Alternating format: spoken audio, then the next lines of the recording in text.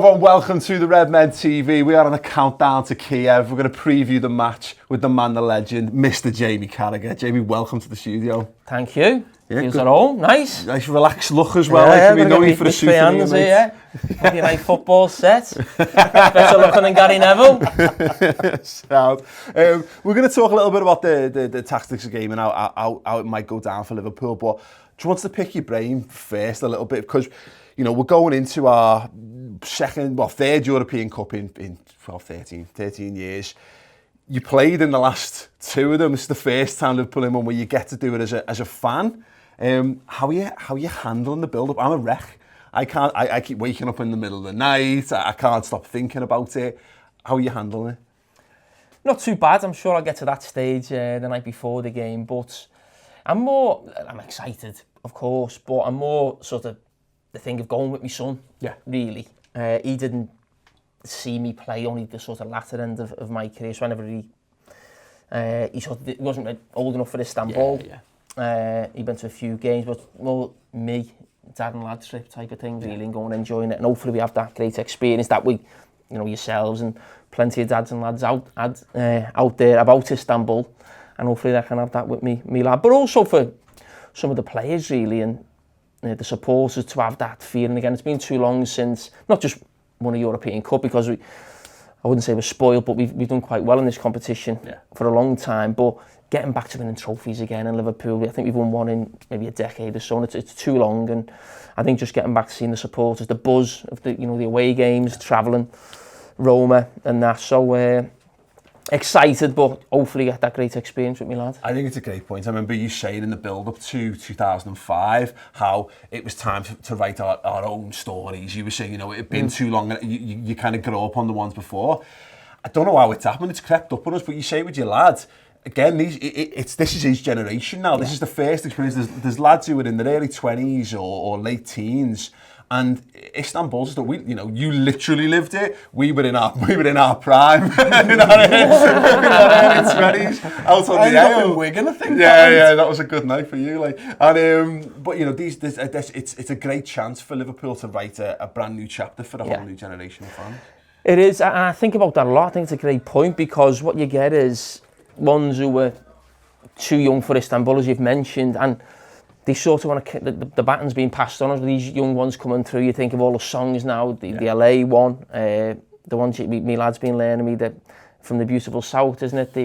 Being to Hoffenheim and Maribor, and that one, and all these, the Salah song, and all these young lads, you know, having a drink, getting on the guitar, singing these songs, and it's like, it's their time, really. Yeah. And there's always, obviously, a new generation. Every 10 or 12 years of Liverpool fans start going to the match, and they don't know as much about Istanbul. They weren't there, they can't experience it. And the Istanbul crowd didn't know St Etienne and Rome and all these different things. And I think when it gets passed on, they always want to say, there's this reputation of Liverpool supporters going everywhere, following the team, the banners, singing different songs.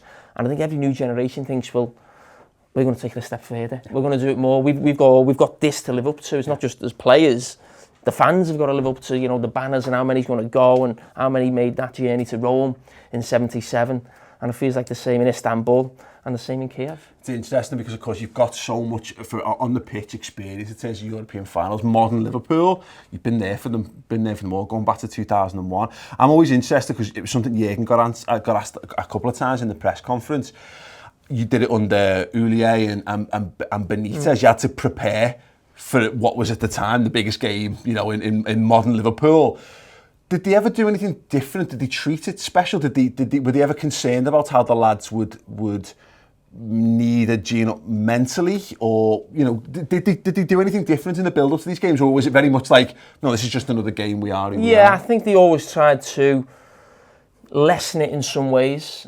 Really, and also the fact that you've got this shows that you're a good team, you've been successful, so why would you do anything different? Why would you change things? So you have to in some ways try and make it as normal as possible, because the outside isn't normal, and you're aware of that, your friends, your family. I think the only different thing is you normally go 2 days before. Yeah. You'd always travel the day before to an away game, even a European game. I think the lads or the team are going on the Thursday. I think we do that with a European final as well. But to be honest, sometimes I don't think you realise the magnitude of it until you've actually done it. Yeah. really. When we won in Istanbul, that night, you're all excited. It probably takes months later to actually sit back and think, wow, what we did of, winning, not just how the game went or us, for any team that wins a European Cup. There've been some great players who haven't won a European Cup or got that medal, so it can be life-changing. I was just wondering, sorry, go on, Chris. What's it like going up against who many people consider the best European side at the time? 2005, AC Milan, you look at the names that they had, Shevchenko, Crespo, Nesta. I mean, there was just so many players, Maldini. This Real Madrid side, they're going for the third on the bounce. How did he prepare for going up against the side who are considered better than them? Well, to be honest, when we went to Istanbul, I wouldn't say the pressure was off, but a little bit like this team, no one can actually believe they're there in some ways, and we didn't believe it. Was like, wow, I'm playing. My thought process was, I'm playing in a European Cup final. Yes, I'm desperate to win it, but I never thought I'd get to that level. And I think a lot of these lads will probably think the same. I think this team is better than what we were in 2005. I think Liverpool have been the best team in the Champions League this season. I would say that. But I think the big thing for them is the belief, going into this game, those players not being in awe of some of the players they're coming up against, the order of Real Madrid, because they're more than capable of winning the game. I have no doubt about that. And I think there's a bigger gap between ourselves and AC Milan than there is between these two teams. Yeah. I'd say Madrid are slight favourites because of being there, done it, the players that they have, the technicians they have in midfield.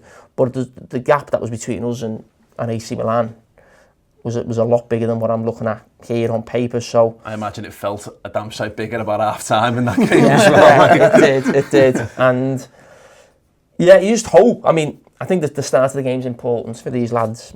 It was a nightmare start for us, not even at half time, and losing the goal after a minute was that. But I just think there will be nerves there, of course. And there'll be nerves on that side. So you're playing a European Cup final, no matter how many times you've won it.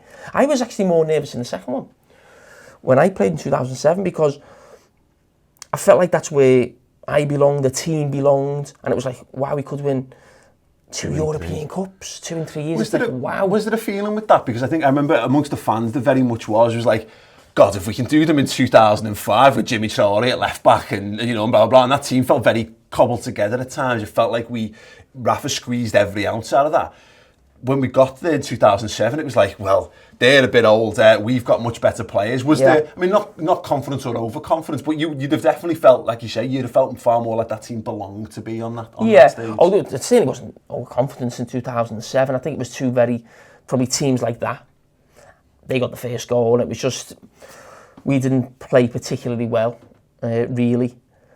I sometimes look at some of the players that we had on the bench. Could they have come on and made a difference? I'm not sure if Crouch come on or Bellamy didn't come on and different things like that. But, I mean, we had a great run there, but that just shows it can go any way when we were a lot better and it was a lot more even, really. But that's the way I felt then, because 2005 was more to be enjoyed. Couldn't believe we were there. And I think in some ways, I hope these lads have that about them. Where they're not here to enjoy, they're here to win. We know that, but don't get too frantic about it. And that's why I think the start of the game is important, that they knock a few passes about, they get into the game, they look a bit threatening, and it's not sort of, because you don't want them to go in and Real Madrid are controlling the game and it's a bit nervy at times. Second half type of thing again. Yeah, exactly, where you sort of freeze. And I do think this Liverpool team, I wouldn't say freeze is the wrong word, but at times have been caught probably 2 or 3 times in this competition where you're thinking, you think of Roma in the second half, Man City, as you just mentioned then,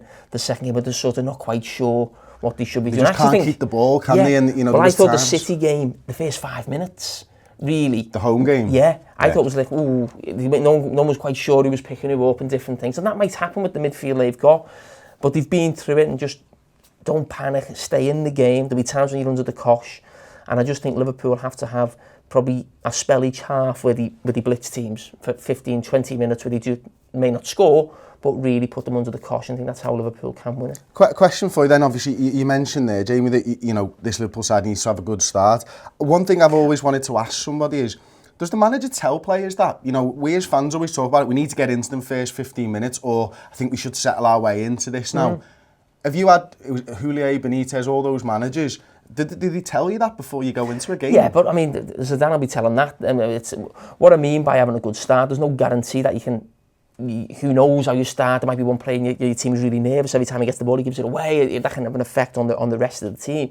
But what I mean is about having a good start is don't show them too much respect. Okay, people might be a little bit nervous. The odd little pass might go astray, and as a crowd early in the game, you don't get sort of jeering or getting a little bit uptight ourselves. But in terms of how aggressive we are when they have the ball, I think that's important. No one can stop you doing that. You know, being aggressive, and you don't want people looking at each other, should they close, should they not, just go. Don't have that respect that you should have, okay, before the game, you know what we've done, but in some ways don't have any respect. Do you have to rely on your instincts and the training that's gone in there and just sort of let that take over? Yeah, I think so. I think when they went away, I think there'd be a lot of tactical work. I think Jurgen Klopp said when they went, I think it was Marbella or somewhere where they went. But Liverpool don't change that much, no matter who they play. I mean, the system very rarely changes what he asks them to do. I don't think it changes too much. And I think they know what will be coming. I think there may be a bit more intrigue for Liverpool. What are Madrid going to do? What team are they going to pick? But for Liverpool, they'll know they have to stop Kroos, they have to stop Modric, controlling the game and try and be as aggressive as possible and basically run all over them. And I saw Madrid very early in the competition at Wembley. And Tottenham did that to them. I think the game finished 2 or 3-0. I'm not sure exactly the score was. I'm not sure exactly off the top of my head who was playing, if everyone was playing. But that type of performance where you basically, they had tyre marks, basically from Tottenham players just running all over them. And that's, I think, how Liverpool can win the game. It bodes well, doesn't it? I think the energy that this Liverpool side has, and you know, there's a lot been made of.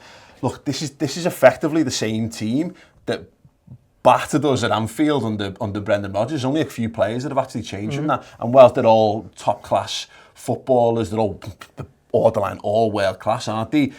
This is not a team that's gotten faster. It's not a team that's getting any younger. These are very much we're very much a young side. We're an up and coming side. We're a hungry side. Do you think that's where the real balance is going to be? Is that, can Liverpool basically do the same thing? Can we steamroll them? Can we have another one of those periods in this game where 20 minutes, half an hour, where we try to blitz them? Yeah, it has to be that, because they've got the greater quality. You look at that in the midfield, we don't have players like Modric or Kroos. I mean, Ronaldo, we've got Salah getting goals and that. They have the experience, but I thought Klopp's answer was brilliant in the press conference when that was thrown at him in terms of, well, okay, to balance that out, the hunger, the desire, the supporters we'll have in the stadium can even that out. And you just think these players now, they may not ever get an opportunity to play in this game again, because this team and squad will get better. With Klopp, we'll get better. But just because you're a good team doesn't mean you'll get to a European Cup final again or win it again. So it just doesn't work like that. So it's got to be a game where you just leave absolutely everything on that pitch. And that's how you're going to win the game, and just make it a game where those players come off the pitch and think, wow, I wouldn't want to play against them again. You know, and that's what we've done to Man City. That's what we've done to Roma at different times within the games. Porto the same. And I think the really big thing for this team was we'd started looking a little bit leggy. I know there were league games, we were making changes and different things. We think of the Stoke game, West Brom game. I think when we had that full week of training or rest, whatever it may have been, we look back to normal against Brighton. And you just hope with this probably 2-week break now, we can be even more fresher and more energetic. And that would be a big worry for this team. This team don't want a fast game. We don't want a slow game. Yeah. That's what I'd say. Okay, well, let's look at it a little bit tactically now. I think, you know, the way that I've set up Real Madrid is in a 4-3-1-2 almost. Now, there's some question marks over who's going to start. Is it going to be Benzema? Is it going to be Bale? Will they play 4-3-3? But for the sake of it, I've set them up here. I think everybody knows Liverpool side's going to be very, very close to this. How does their formation suit Liverpool? Well, to be honest, I think if you look at the way they set up, and Liverpool, I mean, I think both teams, you could really cut off. You know, if you go to the width of the penalty box, really, that's where Liverpool are at the best there. That's probably where Madrid are at the best. That's where all the numbers are, basic. And it may be a case of who actually utilises the wide areas more, even though we have Salah and Mane in these wide, they don't play there, really. They play very, like, inside forwards, really. That type of run, isn't he, there? And maybe people are talking about Marcelo going maybe the best attacking fullback at this moment in European football. Could it be the fullbacks getting involved? I do feel this channel will be vitally important. of Marcelo. Well, Ronaldo, he always finds himself on this side, inside left, and we've got Alexander-Arnold, we've got Salah. That side, can Salah cause him a massive problem? If he goes forward, does Salah go with him? Does that leave space for Salah? I think Alexander-Arnold or young Trent will need help there, considering who's come up against, if it's Ronaldo and Marcelo on that side, and I don't think he's had that help. Certainly in Rome away, he never. So I think Milner and Wijnaldum, I don't think it really makes much difference who plays left or right, but I would play Milner there. And his job, because Salah, how much we love him, he's not great at getting back, or maybe he doesn't play wide, he plays in here, he makes so many runs there. It's a long run to get back if the fullback needs help. Trent, so I think Milner's role, or whoever, if it's Wijnaldum's role there, is massively important when Marcelo's going forward. It was quite interesting, I thought, in the Man City game when we switched it a little bit. Salah, I still think he wasn't fully fit in that game away at the Etihad, and we didn't, as you say, he's not necessarily overly keen to do a lot of the defensive stuff anyway. Mane came over to do a lot of the dirty work in the midfield, and you could actually see us. I mean, you don't want to have to see Liverpool in that situation. You'd like us to have to play our own game, but I guess it's encouraging that we've seen along the way we've got different methods of coping with different sides. Yeah. Well, I think what happened at Man City, I'm sure he might have put Salah up front. Yeah, they did, yeah. It kind of rolled over a little bit, something like that. And, when we were defending, it looked to me like we were sitting back into two banks of four. Yeah. And then it was about, you sort of had David Silva in this space, didn't you, right between Lovren and Trent. Sane hugging the touchline, asking questions, because obviously Man City did brilliantly. They were getting the ball from here and switching it to Sane, and then it was everybody rolling over, but it was about Gini Wijnaldum, I think, at the time. Is that the game that Chamberlain got injured in? No, that was the home game. The holding role, didn't he, Wijnaldum, in the away game? I mean, in the away game, what you saw, basically it almost went like that.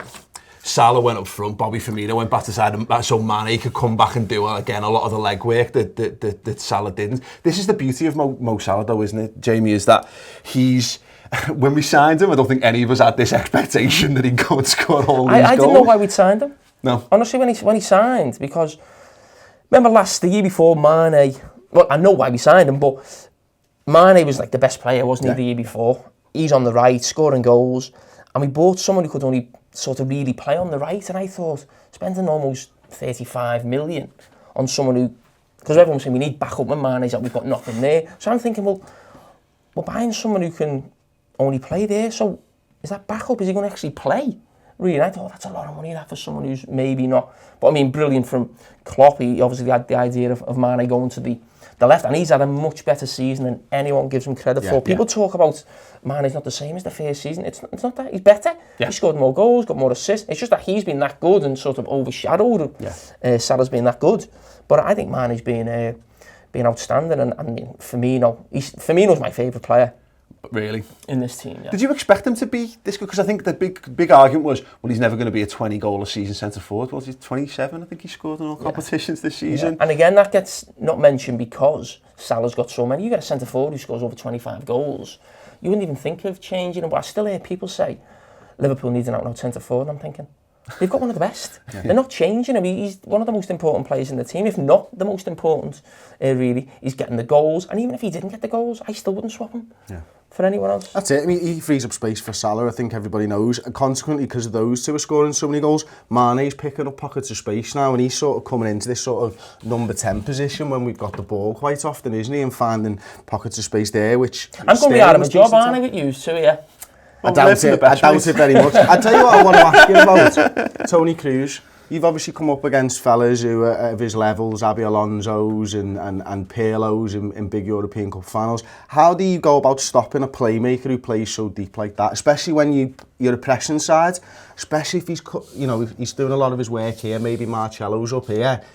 If somebody goes from that midfield, he's just going to one-touch pass around you. How do you deal with something like that? Well, that's a bit, Firmino's so special, really, because he's not just an out-and-out centre-forward. At times, he plays two roles, really. He plays centre-forward and he plays as the number 10, because Liverpool don't play with that position because of the system that they play, a 4-3-3. And that's what he does, and that'll be his job, to get around people like that. I think early in the game, when the energy is there, you might see a Henderson, Wijnaldum, Milner go flying out.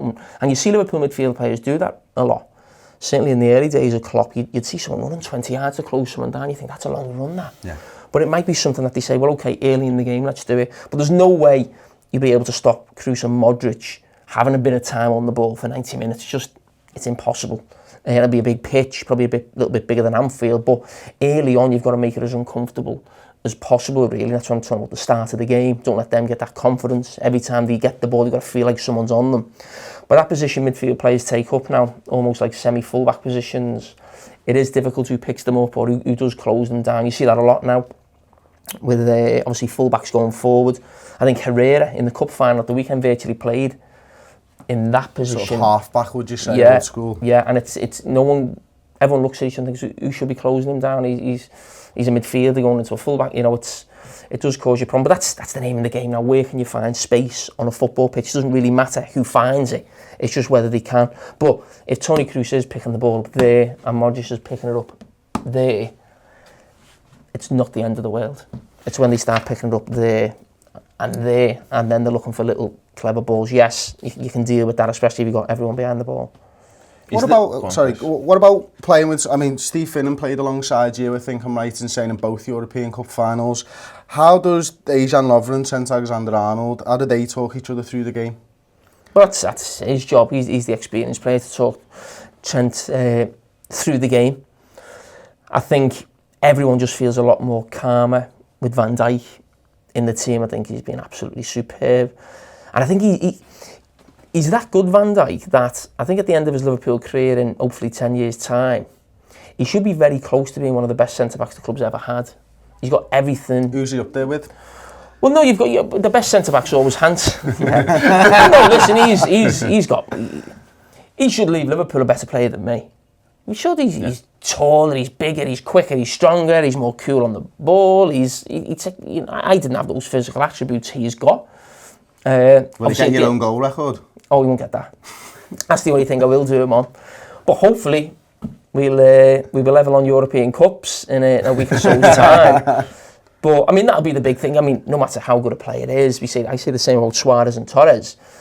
When you leave a club, you've got to win things and win big things. And that's why if this team does win at the weekend, Van Dijk automatically goes into that sort of Alan Hansen, Ron Yates sort of category. Salah the same, of the great attacking players that we've got. And no matter how good Torres or Suarez were, they didn't win that big trophy, either a league title or a European Cup. And I think for a club of our size to be a legendary figure or look back on, I would say you have to do that. And I certainly think those two players are certainly very close, if not the world-class players, I think, in this team who will just be elevated if Liverpool can do it at the weekend. Just to say, I think you'd have handled Sterling in the left-back position a little bit better than he did at the Etihad, by the way, than Van Dijk. I don't think he's allowed one mistake. We'll give him one as long as he doesn't make one the weekend. He'd have thrown him into the crowd, let us at him. Yeah, absolutely. I just want to talk about Trent Alexander-Arnold. How can we not? You know, the heir to the throne of Scouse lads in the Liverpool team.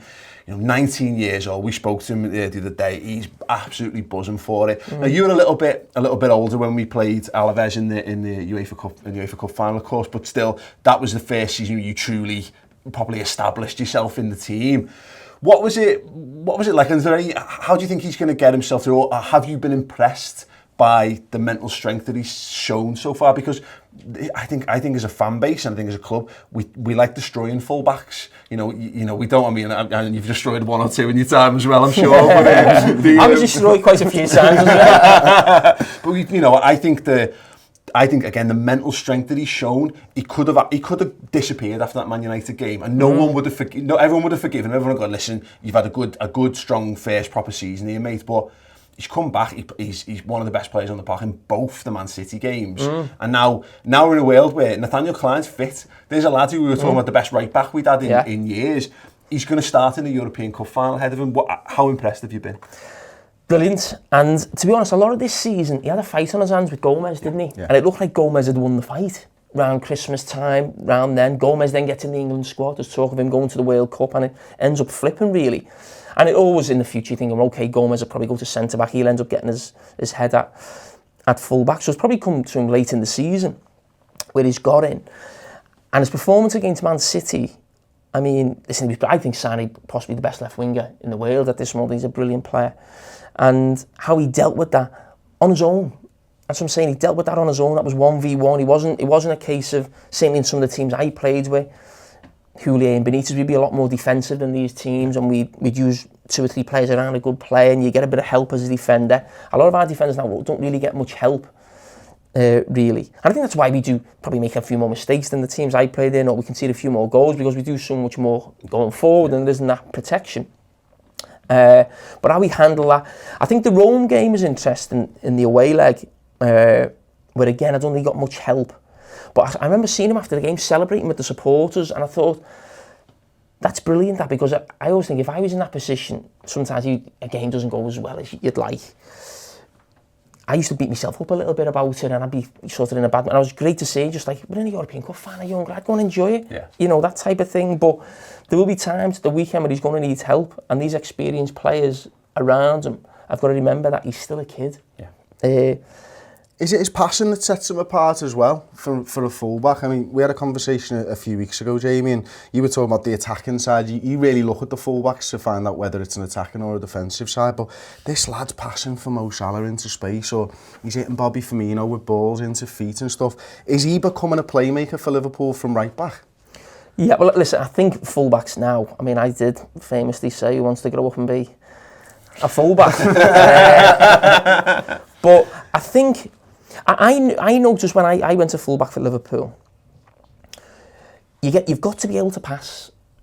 I know sometimes I would criticise with that, but I would argue with anyone I could pass a ball not too badly. But you get more touches than anyone, because the fullback is always the free ball. If you're stuck in midfield, you always go, there's the fullback.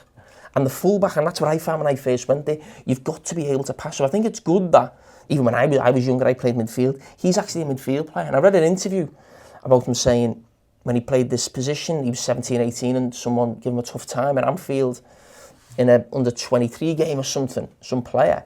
And he said, I'd only just started playing this. He's only just got used to playing there. But I think it's vital now that these players maybe have played somewhere else in their career, in sort of different positions, and they end up at fullback. Because if he's playing there, he's obviously been the best player at school, the best player in the city, whatever it may be. They don't play fullback. They'll either play centre midfield, you'll be through the spine of the team. Up front, mate. But he may actually end up going to midfield in the future. But right now, his ability to pass. But I think some players you just look at, and they look a good player. You don't even have to see them play. You just look at Trent, you just think of his build, the way he looks, the way he moves on the pitch. He just looks like he's going to be a superstar. And whether that is midfield or fullback, I think he should stay there for the time being. I think he could be one of the best fullbacks in Europe, in world football, over the next 5 or 6 years. He gets that experience, keeps improving. He's got to improve a little bit defensively and his positional play a little bit. But that happens when you go forward as much as he does. But his quality on the ball, how much Liverpool are in possession, it's vital that they have fullbacks who can play and can cross. And I think we've got, certainly probably a future Liverpool captain, probably someone who's certainly going to play over 500 or 600 games, I would imagine, for the club, if he doesn't ever look to move on, which I don't think he would do, being a local lad. So let's enjoy him. And one more question. I think we've looked at Real Madrid a little bit there, but Cristiano Ronaldo, I think you mentioned earlier that you'd probably sort of see him lined up over this side there. This guy, there's nobody quite like him in world football. He's probably the most lethal finisher in world football. He has 6 shots a game. His vertical leap is better than anybody. He's got a Michael Jordan-esque It's absolutely ridiculous. And not only that, he's changed his game over the last 2 years. He's really morphed it into this striker where he's not that dribbler on the wing anymore, because I think it was a knee injury, wasn't it? Really slowed his game down. How do you stop Cristiano Ronaldo if you can? And what would you do against him? I don't think you can stop this Ronaldo, because he's just a goal scorer, and it's difficult to stop a goal scorer because sometimes the ball just drops from the finish or whatever it may be. And you be as tight as you can, as aggressive as you can in the box, these different things. But it's not a case of him being on the wing and thinking, okay, we'll double up or we'll show him on his left foot, or all these different things. It's probably more harder now, but I would say he has less influence in terms of the game now. It's just about scoring goals for him. And Liverpool have to, even though he's that good and he's that difficult to stop, you have to use it to your advantage in that he's not going to help massively defensively. He's maybe not going to be making the runs he did in the past, up down the line, as I said, trying to dribble past people, attracting players over. He's just an absolute killer and lethal in and around the box. But Liverpool like to play out from the back, and they will do. He's maybe not going to do that much defensively for Real Madrid. So Liverpool have got to use that where maybe Van Dijk can step into midfield. The midfielders can get maybe free possession in this, and we can start the attacks from there. So yes, absolutely unbelievable player and what he's done. But obviously trying to stop the good things and look where you can actually exploit it. Is there maybe just something, and maybe it's a bit simplistic here, but you know, you got these bunch of lads here, and I can't help but think that these will think, and there's a lot of the noises coming out of Madrid, that they're very confident going into this game, as you would be, you know, given the record they've got and the level and the careers these have had. Is there maybe something to, particularly like a Ronaldo or whatever, because obviously I don't think Benzema's in the France squad, but do you maybe just start, it's daft, but do you give him a kick and say, you know, you got your last World Cup coming up, mate. Do you really, you know what I mean? How much does it mean to you? You know, because someone like him with the character and the personality that he's got, he wants to be the main man on the biggest stage. And I don't know whether, I mean, look, he's been getting kicked his whole career, but maybe there is a little bit there where someone has to just has to be a little bit physical with him and test and say, well, look, you're not 27 anymore, Please, mate. Those kicks hurt a lot more. James Milner. It's got to be James Milner. If there's one man, it's got to be James Milner that's doing that. Well, Liverpool have to be aggressive, but I think you have to be aggressive in, you know, your group pressing really and having people around. Listen, I think the days of kicking someone out of a game of football are long gone, and probably rightly so. Maybe it was a good job I was playing 10 or 15 years ago.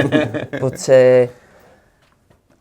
I've always thought Ronaldo needs space. That's the difference between him and Messi. Messi doesn't need space. He can do things in small areas. I think Ronaldo's always relied a little bit on needing a bit more space. So, of course, Liverpool have to be compact, and it's not about man marking or one man dealing with it. It's about getting people around him, and that was the big problem in Roma, where we weren't compact as a team. We were sort of too much space, and that's going to be a massive thing that for Liverpool to Kroos and Modric. They're obviously going to feed this man Benzema, and the man we're talking about Ronaldo.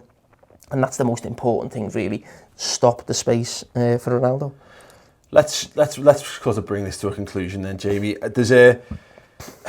What do you think about this team in general? I mean, we've seen it. We've had so many false dawns at Liverpool, I think, over the last 15 years. Every time it looks like we're getting right back to the peak of where it's meant to be, you know, the wheels seem to come off the following season and we're right back to square one again.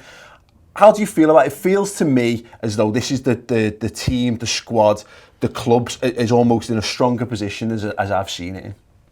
No, I agree. I think the two league positions we've had, the points that we've got, shows us a consistency there, getting back into the Champions League 2 years running. The position that we're in again. Listen, as I said before, we may not get in this position again under Jurgen Klopp. It will be difficult, but I expect this team to improve with Keita.